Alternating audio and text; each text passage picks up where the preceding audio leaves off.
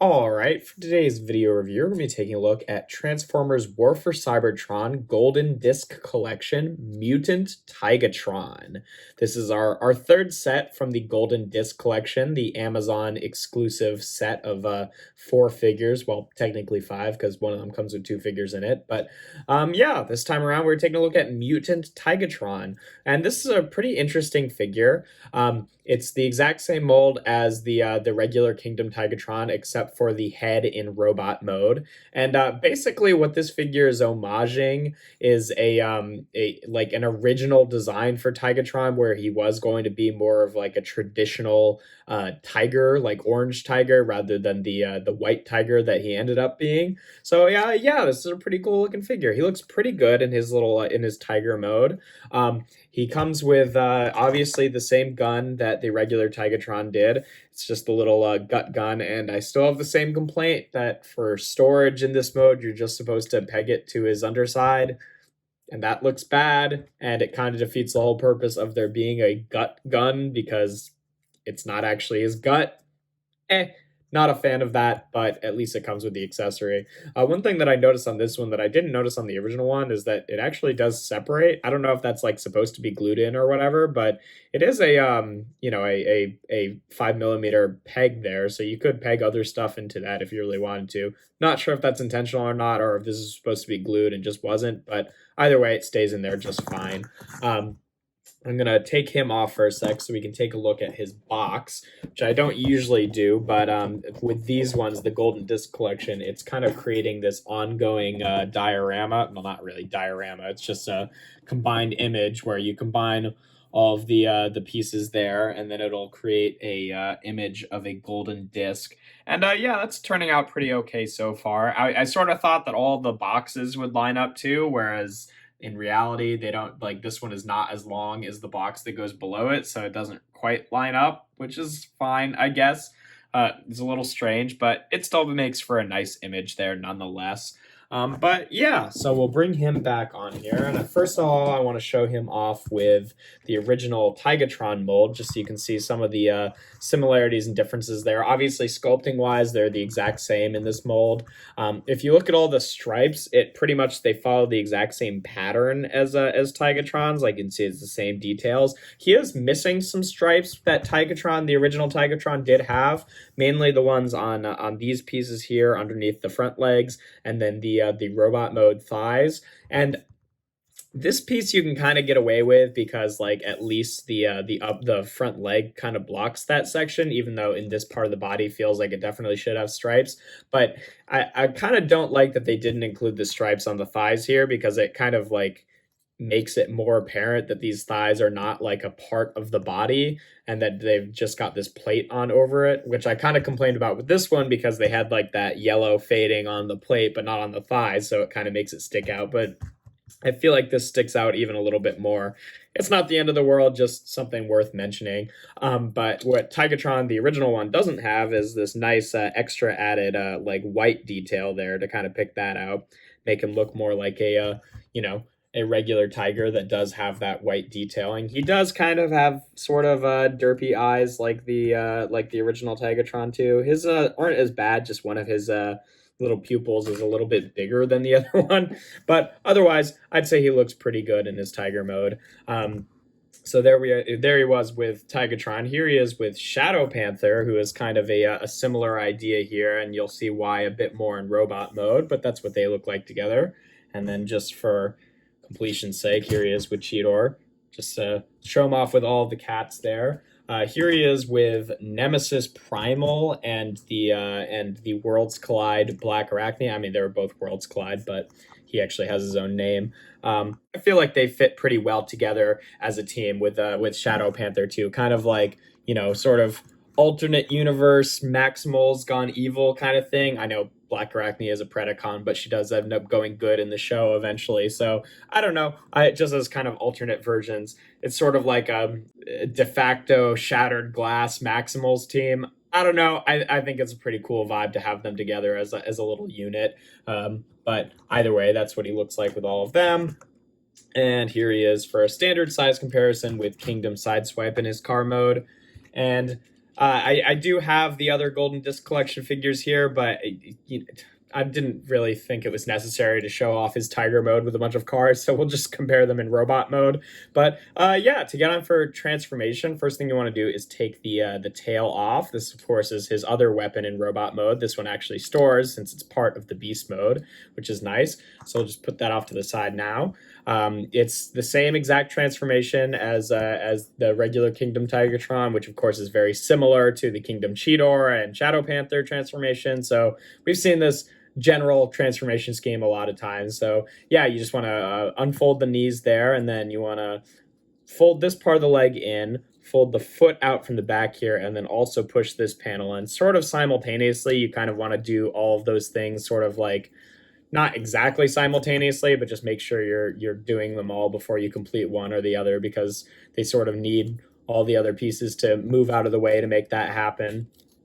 And then you want to take his heels out from the back here. One of them I can do it on pretty easy, and then the other one I find gets stuck sometimes. Well, now that I've said that, it works just fine. But if you have the problem where it's getting stuck and you're having a hard time flipping out with a tab, since it's got that hole there, what you can do is just take the tail and peg it in and take it out. But, you know, hopefully it just loosens up so I can do it without using the tail, but it's nice that it does have that kind of tool built into the figure, sort of, so you don't have to bring on some like external tool. And then you can, if you want, just kind of untab this plate just so it sits a little further back, but you don't really have to.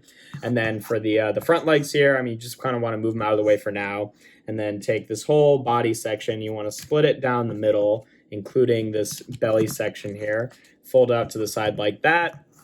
The arms are in here kind of folded up, so you just want to unfold them like that and rotate them forward and just bring them out to the side for now to make room for some other parts of the transformation.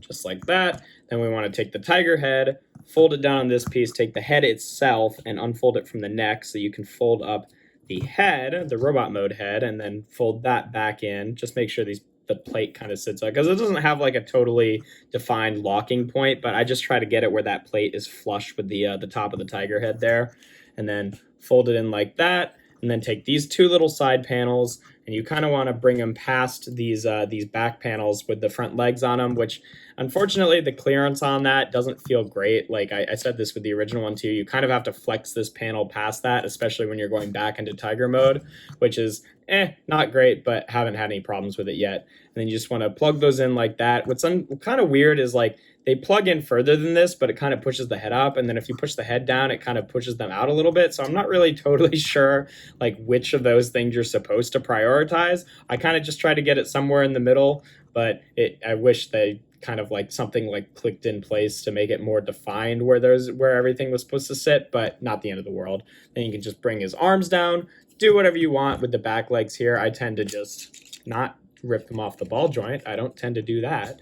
I tend to just rotate them on that joint there and then bring them in like this. Oh, you know what? I'm realizing I forgot to show off articulation for Tiger mode. But yeah, I don't know. If you're familiar with the original Tigatron figure, it's all the same. So don't worry about it. But yeah, you just want to bring them back like that, or at least that's what I do, so that when you have the tail here, there's no like defined place to store it. Obviously, you can have him hold it in his hand either like that or like that. I don't think it looks particularly good in his hand either way, but that is how you're supposed to do it. For storage, like I said, it doesn't have like an actually designed place to store. What I tend to do is just keep the legs kind of together like that and then just kind of loop it in between them. And obviously, if you were to turn the figure upside down, it would fall right out. But while he's standing still, it stays in there just fine. Not quite as well as the sort of similar solution that I came up with for the Cheetor mold, but works well enough, I think. Obviously, you can bring on his gut gun weapon and have him hold that. And it does look good in his hand, but again, like there's no real way to store it in this mode or the other mode. And I'm not a fan of that. If all you care about is the display piece and having it, you know, like in his hand in robot mode, then I guess it's nice that he has it. But I don't know. As far as I'm concerned, if it doesn't have like good storage in both modes, I kind of just tend to leave it in the box. I don't know. That's just me. But either way, here he is. We can take a look at his new head sculpt, which we can compare to Shadow Panther and Tigatron, the original, in a bit. But just so you can see the aesthetic he's going for there, kind of the whole mutant mask idea from the original Cheetor and Tigatron mold. Very cool looking. Definitely just like an upscaled version of the Shadow Panther version of it. I'm just gonna have him hold his tail so it's not falling out of his backpack here. In terms of articulation, obviously he's the exact same as the original Tigatron. Head is on a ball joint here. On mine, it's a little bit loose. It's not like a problem because it's just the head, but I don't know, just worth mentioning. It basically only acts as a swivel though, just because of the shape of the head. It is on a ball joint, but you're not getting like a ton of wiggle back and forth. His shoulders here can move up and down like that, and then out on this joint here. It does, for transformation, have this separate joint here that kind of like butterflies in and out, which is nice. On my original Tigatron, you know, it kind of brings the side panel with it, but thankfully on this one it doesn't do that so much, which is nice. Then he's got a bicep swivel, a double jointed elbow there for transformation, a wrist swivel, a waist swivel, excuse me, universal joints of the hips. They can go forward and back if you move this plate out of the way, and out to the side. Thigh swivels, about 90 degrees bent at the knee, maybe a degree under. And then he's got ankle tilt to the side, forward, and back, which is really nice that he's got very like good ankle articulation, because then you can get him in a lot of poses where his feet are just planted really flat on the ground, no matter how his legs are bent. And I think that's really nice. We can bring on again, of course, let me just get him back into a normal pose here. Bring on again the original Tigatron to compare them together, so you can see the two head sculpts there. Very different. This one is more cartoon design, and this one is more, you know, well, I mean, I guess also this is toy design, but you know, this is the toy design for the mutant head, which wasn't represented in the cartoon at all, obviously. And then we can bring on Cheetor and Shadow Panther here, just because I feel like, you know, though Shadow Panther is a separate character, he's kind of like a mutant version of Cheetor. So it's sort of like the mutant Cheetor, or the regular Cheetor and the regular Tigatron versus the mutant Cheetor and the mutant Tigatron. I don't know. I think that's kind of a cool vibe. We'll take them off real quick just so we can compare the two head sculpts here of the little mutant head along with the big mutant head. If I can get my my camera to focus here. So you can see they're pretty much the same vibe. You know, it's definitely different sculpting, obviously, because this one is much bigger, but you can see the eyes are a little bit different. His eyes are kind of bigger in comparison to his head, where he's got more of this like cavity that his eyes are in. So pretty similar. You know, it's kind of like the original Cheetor and Tigatron, where they clearly have very similar head detailing, but you know, it's a little bit different other than just one being larger. There's some proportional differences as well. And then leaving them both on, we can bring back on Nemesis Primal, and then the Black Arachnia that came in the same set as him. Just so you can see, I don't know, I think they make for a pretty cool team together, the four of them. Again, sort of like a knockoff Shattered Glass Maximals team. Pretty cool. And then let's bring back on Sideswipe for a standard size comparison, and then we can bring on the 3/2, I guess, /4, kind of, if you count sights, Galactic Odyssey sets that we've had so far, just so you can see what they look like together. So 3 down /5 down, I guess, 1 to go. Pterosaur is the last one, and he's probably the one I was the most excited for right off the bat, so hopefully he'll come in soon. It says he's supposed to come out in March, but it also said he was supposed to come out in March, and here he is. So I don't know, maybe we'll be getting him kind of soon. But either way, that's what all of them look like together. Not that they really have much business all being with each other, but they are all from the same line, so I figured I'd show them off together. But yeah, that's pretty much all there is to say about him. I like a lot of the detail on him. He feels just as good as the original Tigatron mold.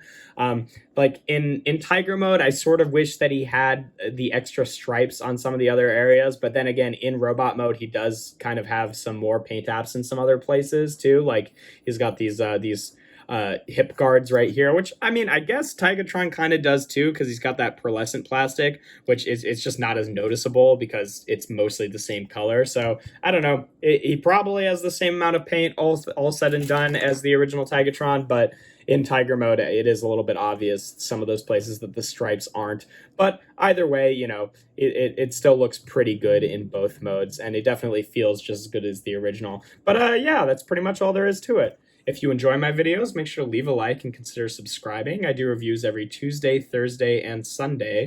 And without further ado, here we have Transformers War for Cybertron Golden Disc Collection Mutant Tigatron.